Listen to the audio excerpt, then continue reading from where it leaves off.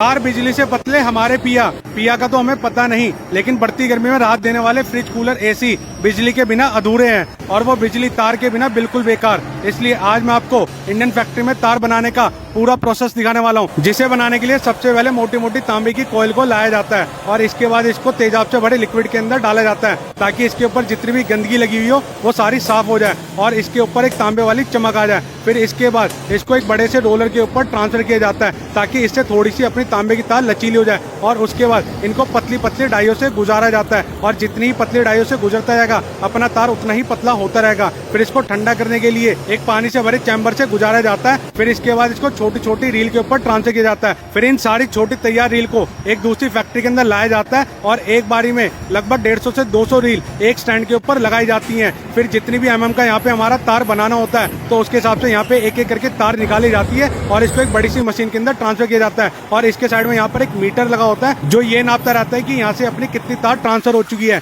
फिर इन सारी तार को एक बड़े से रोलर के ऊपर लपेटा जाता है और जब अपना पूरा रोल बनकर तैयार हो जाता है फिर इसको यहाँ से निकाला जाता है। फिर इस मोटे से रोल को एक बड़े से स्टैंड पे ट्रांसफर किया जाता है जहाँ से अपना बिजली का तार बनाने का मेन प्रोसेस स्टार्ट होगा। तो भैया जी ने अपनी जितनी भी तैयार तार थी उसको एक साँचे से निकाल लिया और इस मशीन के अंदर फिट कर दिया। फिर इस मशीन को एक बड़े से नट की सहायता से अच्छी तरीके से टाइट कर दिया गया और यहाँ से अपना तार बाहर निकाल लिया गया। अब आपने देखा होगा कि अपने तांबे की जो तार होती है उसके ऊपर एक प्लास्टिक की लेयर चढ़ी होती है जिससे करंट किसी को भी पास ना हो सके और किसी को भी करंट ना लगे। उसके लिए प्लास्टिक के दाने लाए जाते हैं। फिर इसको एक मिक्सर मशीन के अंदर डाला जाता है और यहाँ पे इनको लगभग 15 से 20 मिनट तक गर्म किया जाता है। फिर अपना जितना भी प्लास्टिक का दाना जब गर्म हो जाता है इसको नीचे कंटेनर में निकाल लिया जाता है। फिर इस कंटेनर से एक बड़ी सी मशीन के अंदर सारे के प्लास्टिक दाने को एक मशीन में ट्रांसफर किया जाता है। भैया जी ने एक एक करके झामला उठाया और इसके ऊपर होपर में डालना स्टार्ट कर दिया। फिर यहाँ पे इस मशीन की सहायता से अपना प्लास्टिक का दाना आगे बढ़ता रहता है और पिघलता रहता है। फिर यहाँ पे जितना भी अपना वेस्ट मटेरियल होता है वो यहाँ से पहले बाहर निकाल लिया जाता है। अब यहाँ पे आप देख सकते हैं एक तरफ से रोलर से अपनी तांबे की तार आती रहेगी,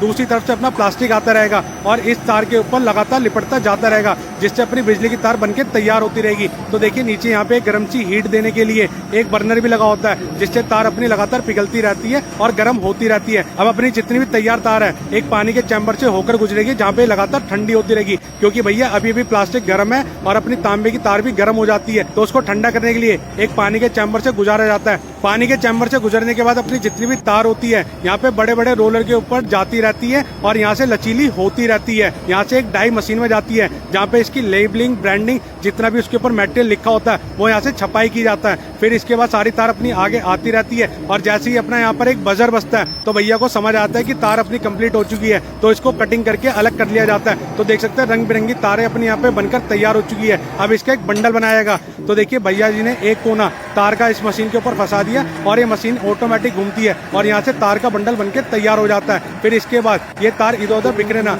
इसको रस्सी की सहायता से अच्छी तरीके से बांध दिया जाता है और इस रस्सी के ऊपर भी कंपनी की ब्रांडिंग होती है और इसके बाद मेन बारी आती है इसको पैकिंग करने की और आपके आसपास तक भेजने की। तो देखिए भैया जी ने एक बढ़िया सा कार्टून का डब्बा लिया, इसके अंदर सारी तार को डाल दिया और अपनी तार का डब्बा बनके तैयार हो चुका है। तो भैया इस कंपनी का नाम है AP। अगर आप कोई भी वायर खरीदना चाहते हो तो इनसे कॉन्टेक्ट कर सकते हैं।